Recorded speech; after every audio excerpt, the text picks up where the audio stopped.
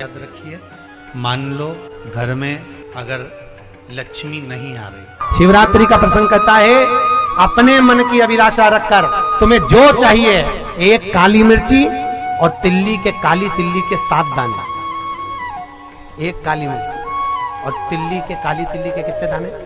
7 दाने हथेली में रखकर अपनी कामना कर कर मन से अपने मन की बात को कहकर शंकर भगवान के शिवलिंग पर चढ़ा दीजिए। आपकी मनोकामना, कहते हैं हर महीने शिवरात्रि आती है, इस शिवरात्रि पर, मुख्य शिवरात्रि पर चढ़ाओगे, अगले महीने की जब शिवरात्रि आएगी तो आपकी मनोकामना पूरी हो जाएगी। एक काली मिर्ची और 7 काली तिल्ली के दाने, मात्र 7।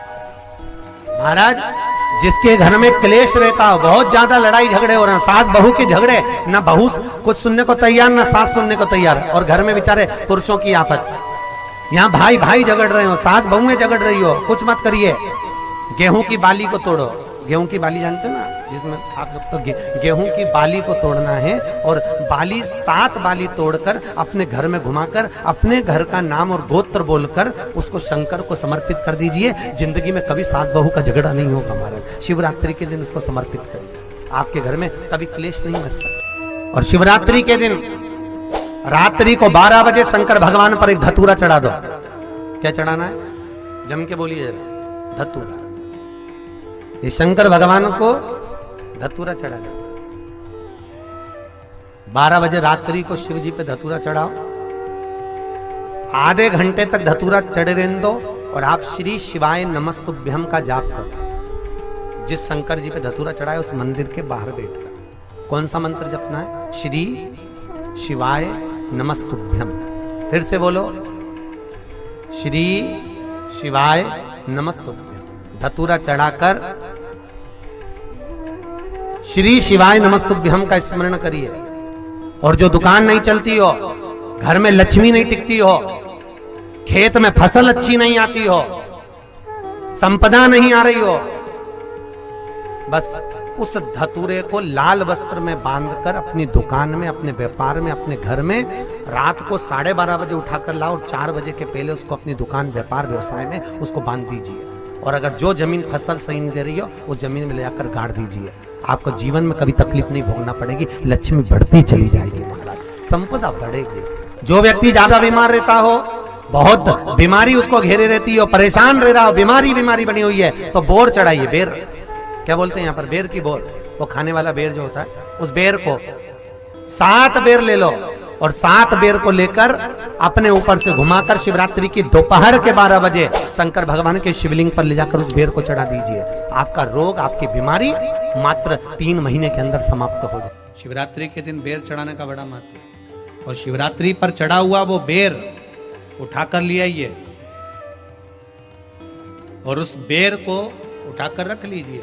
मान लो किसी को उदर से जुड़ी हुई जब तकलीफ रहती है, पेट से जुड़ी हुई तकलीफ रहती है, पेट से जुड़ी हुई कोई भी प्रॉब्लम हो, अगर पेट से जुड़ा हुआ कोई भी रोग आपको लग गया और डॉक्टर की दवाई चल रही है, सारी औषधि चल रही है, जो शिवरात्रि पर आपने बेर चढ़ाया है, वो बेर अगर आपके यहाँ रखा हुआ है, वो बेर उस रोग वाले व्यक्ति को खिला दीजिए। आधे घंटे के अंदर पेट का दर्द, पेट की तकलीफ, पेट का कैसा भी रोग होगा, एकदम आराम लग जाएगा। उस बेर में इतना दम, इतना प्रबलता आ जाती है शंकर को, जो शिवरात्रि के दिन बेर चढ़ाया जाता है। वो केवल शिवरात्रि के दिन करने का होता है। कहते हैं जिसका व्यापार ना चले, व्यवसाय ना चल रहा हो, बहुत ज्यादा कष्ट में जीवन निकल रहा हो, और बहुत ही ज्यादा तकलीफ हो रही हो, तो धतूरे को हल्दी में डुबोकर शंकर भगवान को शिवरात्रि के दिन रात को 12 बजे समर्पित करें। उस धतूरे को वापस उठा लाएं 5-10 मिनट के बाद, श्री शिवाय नमस्तुभ्यम बोलकर लाल कपड़े में उसको बांधकर व्यापार वाली जगह में कहीं पर भी उसको बांध दिया जाए। व्यापार पीछे नहीं हटता, व्यापार अग्रण्य भाव में बढ़ता चले जाता है। महाराज, उस धतूरे को केवल परंतु शिवरात्रि के दिन रात को 12 बजे ही किया जाए, हल्दी में डुबोना पड़ता है।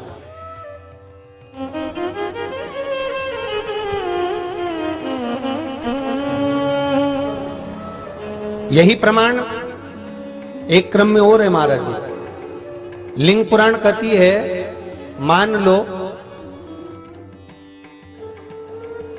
किसी व्यक्ति को कोई एक भारी बीमारी हो गई, बड़ा रोग हो गया, और वो रोग डॉक्टर कह रहा है कि ये ठीक नहीं होना है, बहुत तकलीफ उसमें है और कष्ट ही कष्ट है, वो ठीक नहीं हो रहा, दवाइयां लग रही, गोलियां खा रहे हैं, तो महाराज उसका भी वर्णन है।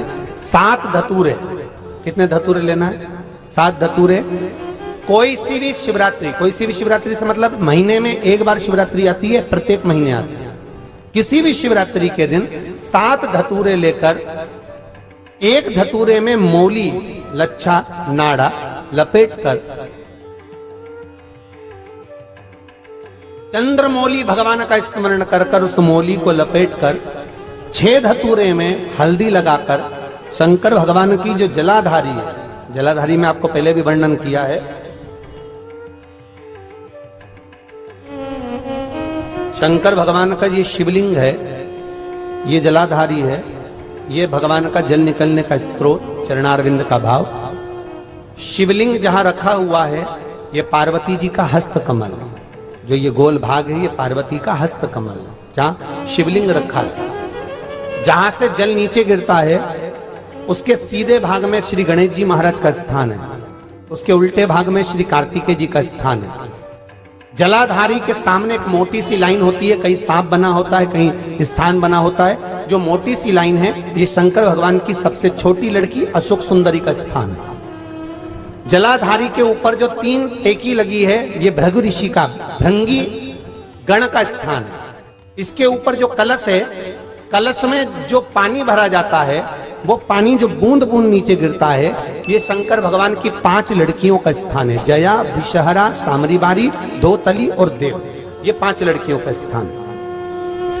शंकर भगवान का संपूर्ण परिवार शिवलिंग के सामने से, जहां से जल चालू होता है गिरने के लिए नीचे की ओर, जब जल जाता है, उस स्थान पर भगवान शंकर के सारे गणों का स्थान है। फिर जब जल बहकर सामने की ओर जाता है, जितनी दूर तक जल जाता है, उतनी दूर तक भगवान शंकर के उस जल भाग को ग्रहण करने के लिए 33 कोटि देवताओं का स्थान है। इसलिए उस जल को हम लांघते नहीं है, क्योंकि वहां 33 कोटि देवता विराजमान रहते हैं महाराज। तो जो बीमारी डॉक्टर ने बता दी और बहुत बड़ा रोग हो गया और शरीर में कष्ट है, ठीक नहीं हो रहा, चाहे लीवर से जुड़ा हो, चाहे किडनी से जुड़ा हो, चाहे कैंसर से जुड़ा हो, और मान लो शरीर में कहीं गांठ भी हो गई है और वो मिटी नहीं रही हो, तो महाराज निवेदन है 7 धतूरे, एक धतूरे पर मौली लपेटकर वो शंकर जी के शिवलिंग के ऊपर चढ़ाना। 6 धतूरे, उसमें से एक धतूरा भगवान श्री गणेश जी का स्थान, दूसरा धतूरा श्री कार्तिकेय जी का स्थान, तीसरा धतूरा अशोक सुंदरी का स्थान। महाराज शंकर भगवान की जगदम्बा जी के हस्त कमल के ऊपर एक धतूरा, एक धतूरा जहां से जल नीचे की ओर बहकर जा रहा हो, पानी जिस जगह से नीचे गिर रहा हो, बिल्कुल वहीं पर एक धतूरा चढ़ा देना है। उस धतूरे को चढ़ाने के बाद वो धतूरा वापस लेकर आना है।